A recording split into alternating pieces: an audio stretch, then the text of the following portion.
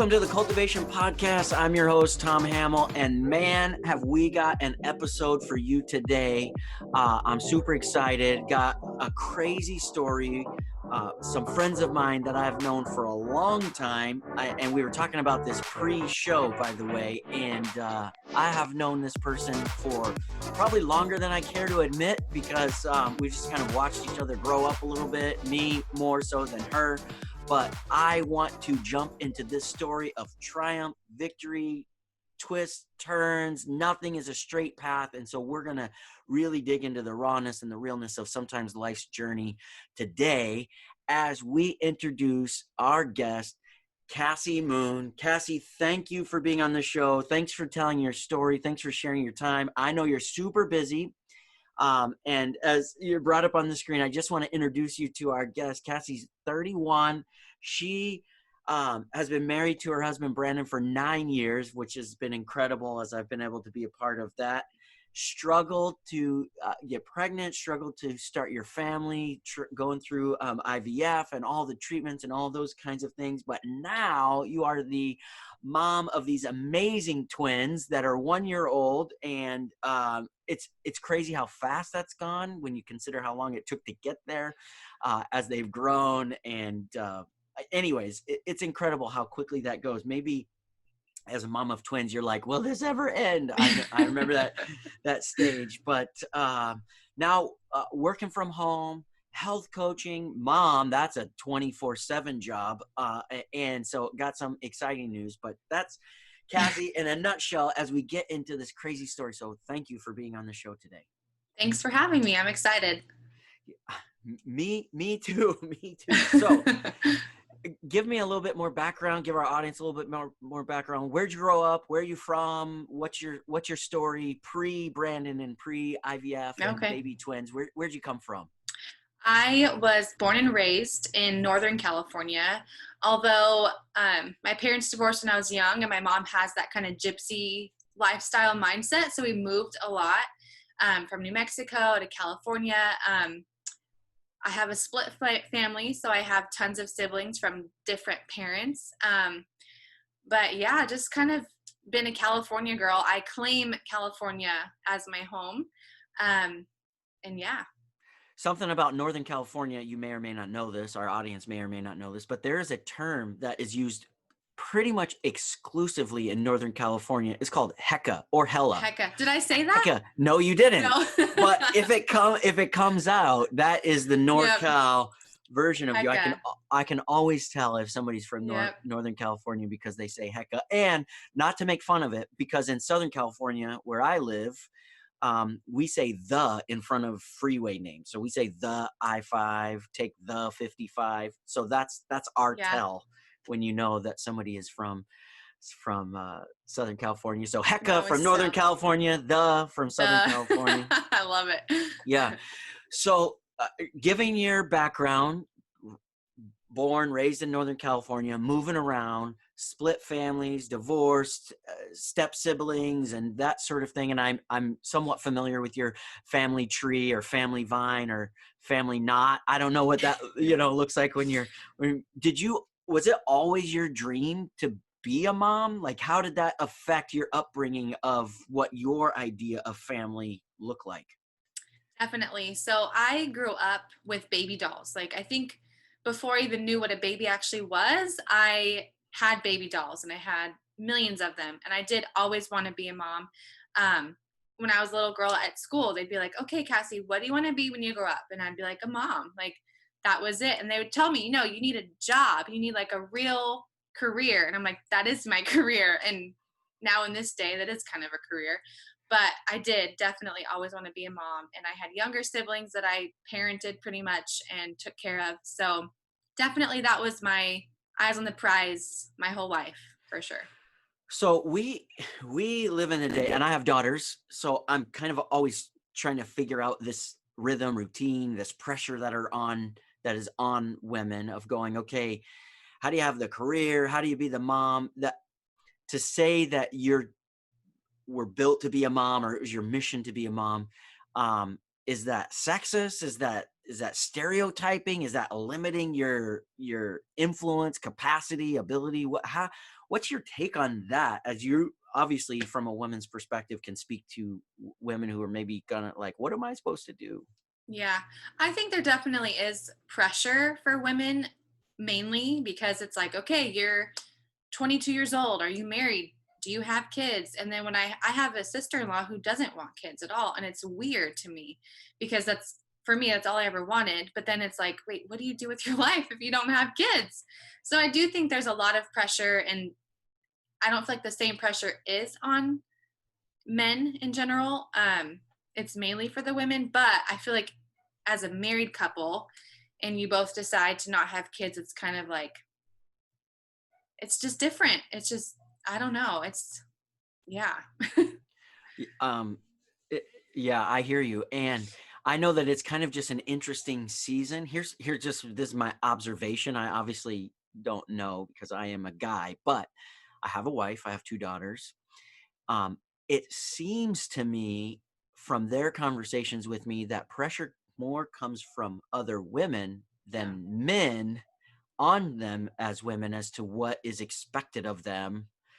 Kind of just an interesting observation of how that goes. But I definitely. do know kudos to moms, by the way, because they do way more than us dads. At least that's my reality. Way more. I used to get my girls ready for church on Sundays, and I did everything but hair, and that was because my fingers were too chubby for the little rubber bands, and when they were doing that stuff. Um, but literally, that was like my 1 week, one weekly contribution to the whole endeavor of. And then as I got older, I did not help with makeup or anything like Oh, come that. on. I did not do any of those kinds of things. I will say this though. I do go and get pedicures with my daughters. It's like Hey, it's a daddy daughter date, right? it's fun, right? Yes, I yes. love pedicures. So, okay, let me ask this question. When it comes to, and we're going to get into the struggle here in a second, but I'm just trying to set some background. So, you and Brandon, married 9 years. You now have these beautiful twins. They're incredible, miracle that you fought for and struggled for, that sort of thing. How has your background of split family and all of that stuff, how has that shaped how you're doing family now, how you're doing marriage now, mom now? How has that either helped or hurt as you're now on your own journey rather than being under your parents, your mom, that sort of thing? Like how's that shaped who you are in raising your own family? Is that a fair Yeah. question?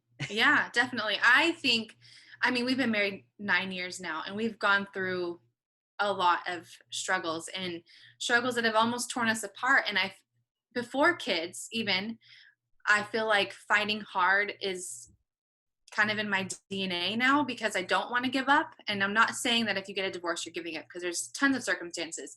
But for me personally, I feel like it's taught me to fight harder in what I know is what I want. And being married to Brandon is what I want. And I feel like it's given me a drive to fight harder because my parents didn't show that to me. And so I feel like what they've showed me makes me want to do things a little bit different. And now, Mhm. as a parent, even more so fighting harder because I don't want my kids to experience that split family dynamic that I did because it was really unhealthy. There's ways to make it healthy, there's ways to get along, but my family didn't get along. So I definitely want my kids to see a healthy version of marriage and family versus what I saw. Sure. And I only bring that up because to look at you guys now, I mean, you look like the picture perfect family. You're a beautiful couple. You have beautiful kids, that sort of thing. I mean, you guys look like models, you jerks. No, no. um, so you look amazing. I follow you on Instagram, social media, that sort of thing. So I see glimpses of your life as we don't necessarily live in proximity anymore. We have from time to time, but um, it's just kind of interesting that since we live in this Instagram world, you go, oh, that's a picture perfect family. And what you're saying is like, hey, we're not picture perfect. We have to fight and contend for what we want. Yeah. And so I just wanted to bring that out of like, hey, it's not all roses, even to the fact that if we can get into it, having to go through IVF and that whole segment. I know that my wife Jamie walked with you through some of that. Other people did too, so I don't want to overstate her role, but No, you're good. we've had lots of conversations. So if I could get into your psyche a little bit. So here's young Kassie playing with dolls and telling her school teacher she wants to be a mom, to then you get married and things aren't going according to plan. So obviously, if we just do a little bit of math, married for 9 years, but your babies are only one, Mhm. probably wasn't necessarily the plan. Walk me through what was that like? How was that all kind of journey looking like and shaping, and what walk us through that process? Yeah. So I guess, well, before Brandon, I wasn't living the best lifestyle. I guess we can go further back. Um, but then I met Brandon. It was easy. We fell in love, got married within a year. I think it was 11 months we were married. And that was easy in a sense. And then it was like, okay, we're going to get married and we're going to get pregnant right away. And that's just going to be perfect. And I said that out loud. I'm like, I want babies right away. And a year went by, nothing. 2 years went by. And that's when we started to reach out to help for doctors. And it became really stressful and depressing and hard. Um, yeah, it took us 7 years to finally go through IVF, which we were successful in that, obviously, with our twins. Um, yeah, it was not the fairy tale that I wanted.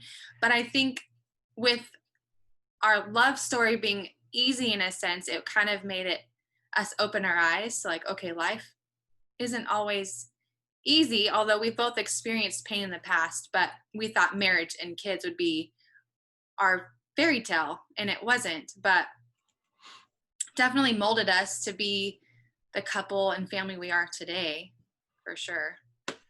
So one of the things that is like the premise of our show is kind of navigating failure, disappointment, insecurities to keep motivating us to pursuing that identity, that goal, those dreams that are in us. I'm huge about that because I think a lot of us in the world, we get paralyzed by failure rather than using failure as a catalyst to move us forward. So tell me, during that season, what were the disappointments, what were the insecurities that popped up, were there failure moments, what did that look like, and how did you just keep pursuing rather than giving up, or did you give up and then have to start over? What was that like? Yeah.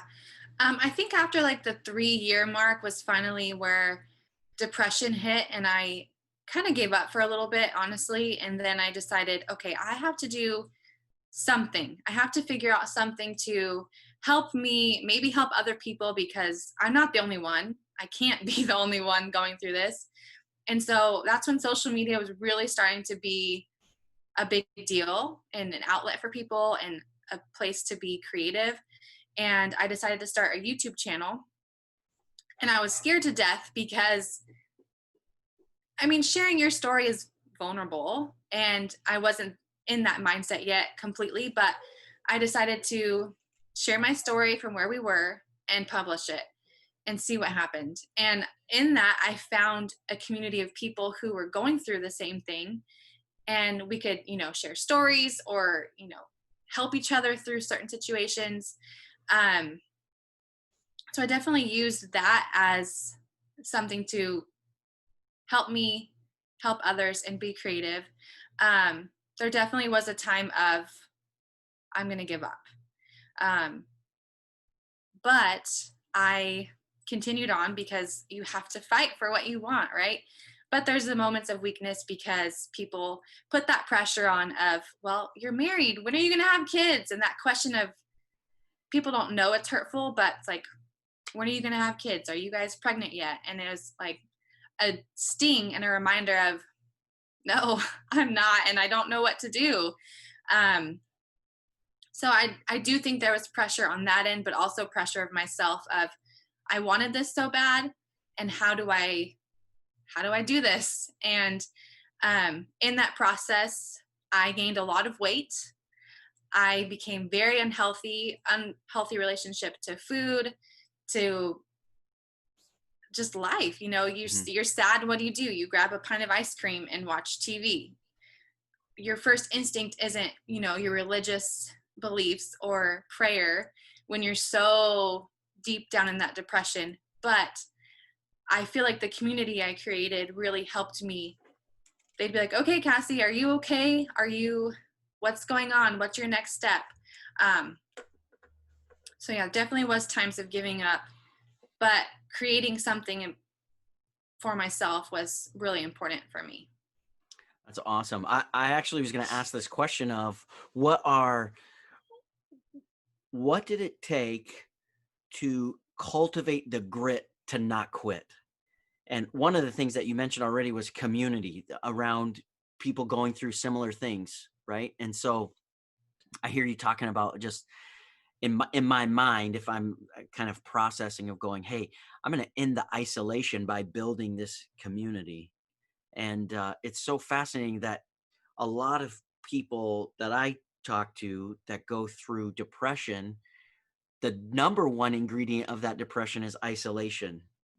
So what did it take? What kind of self-talk, or maybe it was other talk, did it require for you or of you to go, I've got to break the isolation?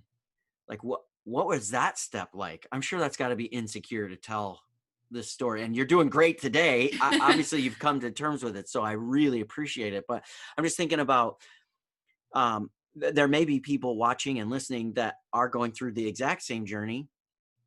And then there may be some that are going through a similar journey, but not the exact same, but some of the characteristics, the emotions, the depression, the isolation, the addiction to food and friends. I meant the TV episode, Yeah. right? Like whatever the TV you're watching, that sort of thing. So what does it take to uh, continue the grit to keep pushing through, even in the midst of feeling isolated and a failure? What does that require of us? Well, for me personally, I feel like I had to hit rock bottom. And that's not really encouraging to say, but I had to just fall and try to get myself back up and have people surrounding me. And kind of a backstory, about 5 years into our infertility depression mode, my husband and I went through a really trying time where we literally were going to get a divorce. And I think in that mindset for both of us was like, okay, hold on. This is not what we want. We've lost ourselves.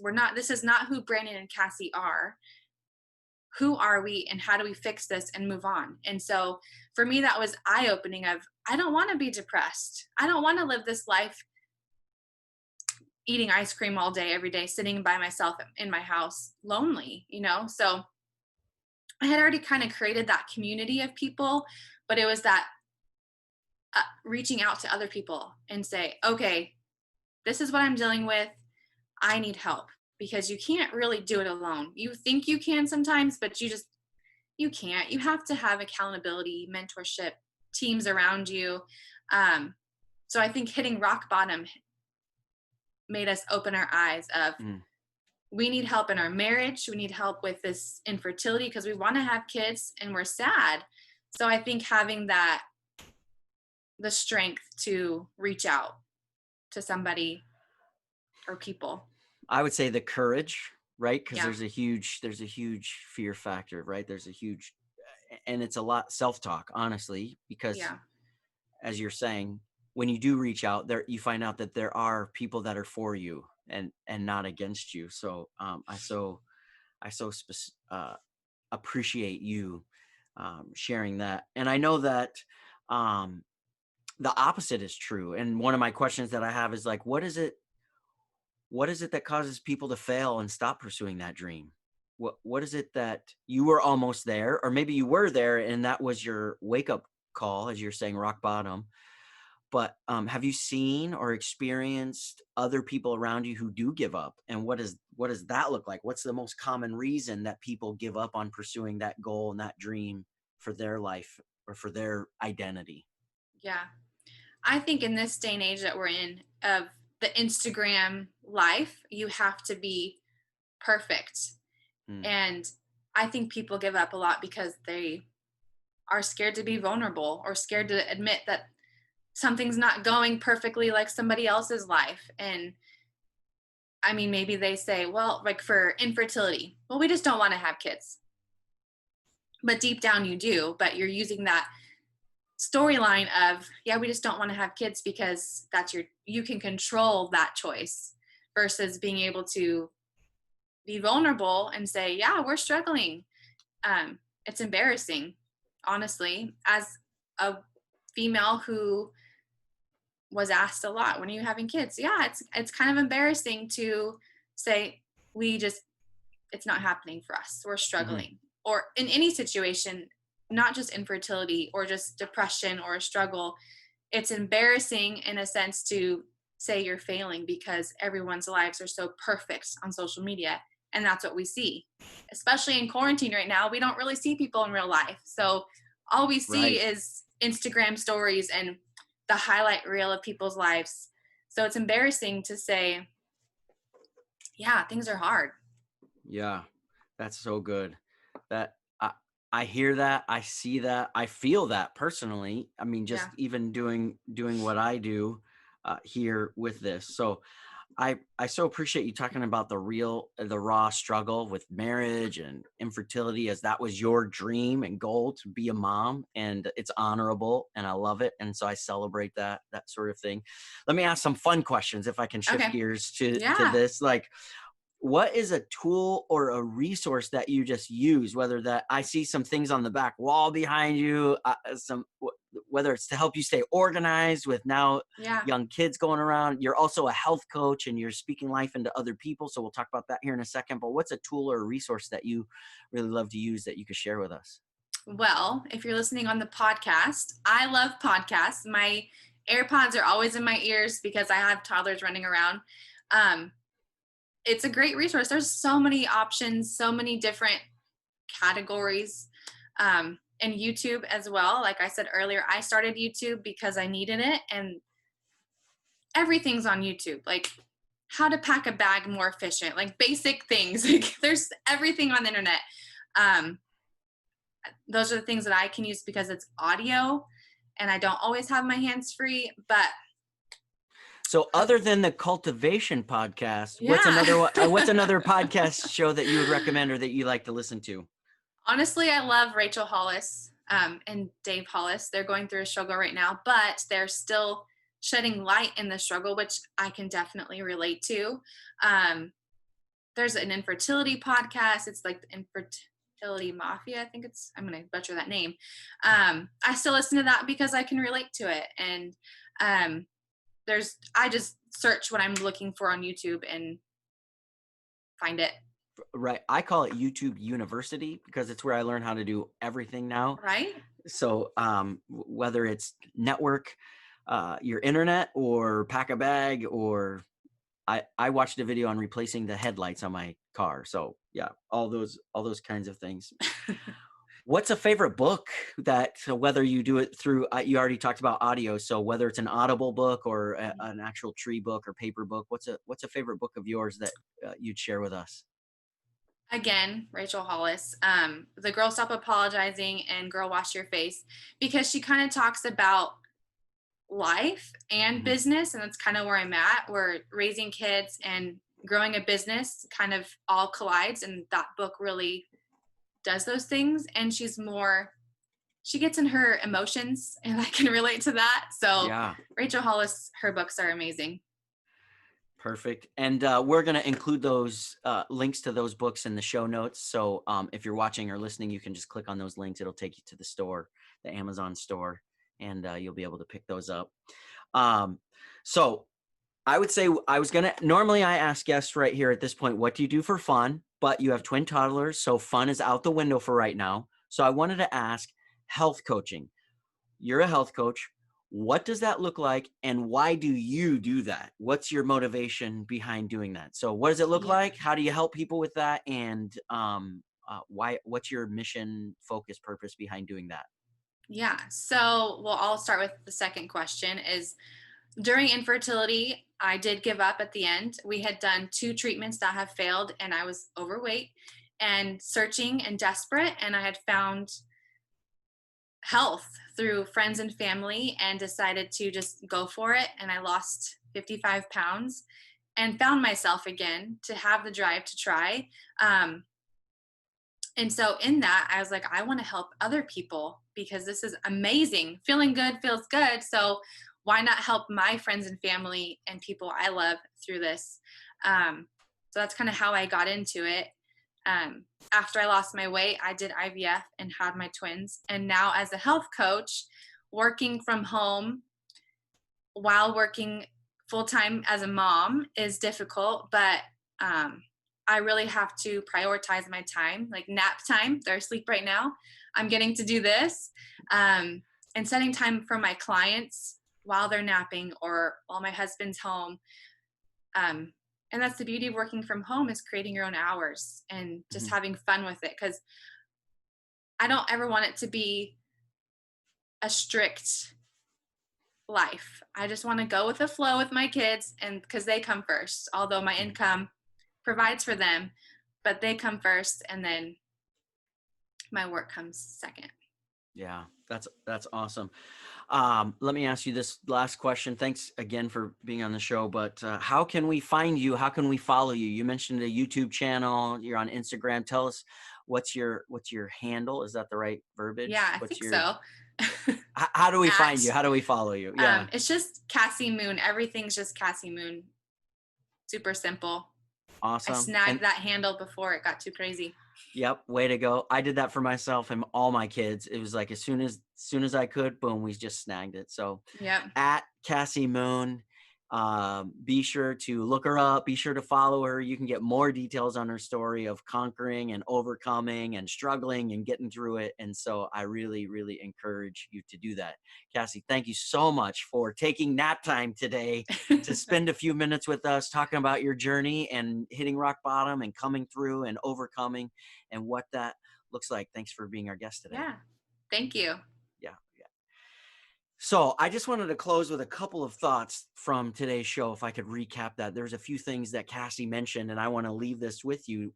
First of all, she talked about community, that you've got to end the isolation, that whatever you're going through, if you're possibly struggling today, whether it's with infertility or something else, but the results are the same as the isolation and the depression.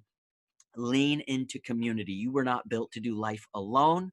We're built to do life together in relationships and community. And as you are launching into those goals, taking those action steps into your identity, one thing that is so important that Kassie talked about is not comparing yourself. Don't compare yourself to others. Don't let comparison paralyze you from moving forward to becoming that person you were always meant to be. So become your best self ever by not comparing what someone else's social media feed looks like, that sort of thing. Last thing I want to just tell you, if you're struggling with some of the things that were talked about today, there's no shame in it. I would just say seek help. And while Cassie's story has been amazing and they now have these beautiful twins, maybe that's not your story yet and you're still on that journey. Again, no comparison. She has a great story, great victory, and something that we celebrate. And your celebration is still to come. So don't quit. That's the Cultivation Podcast today. I'm your host, Tom Hamill. Thanks for being with us. Be sure to hit the share button as we're trying to multiply this audience and get the message out of taking action and cultivating the life we were always meant to be. Be sure to hit the follow button. Also, share your comments. We read those, we interact with those, and we respond to those as we live the cultivated life.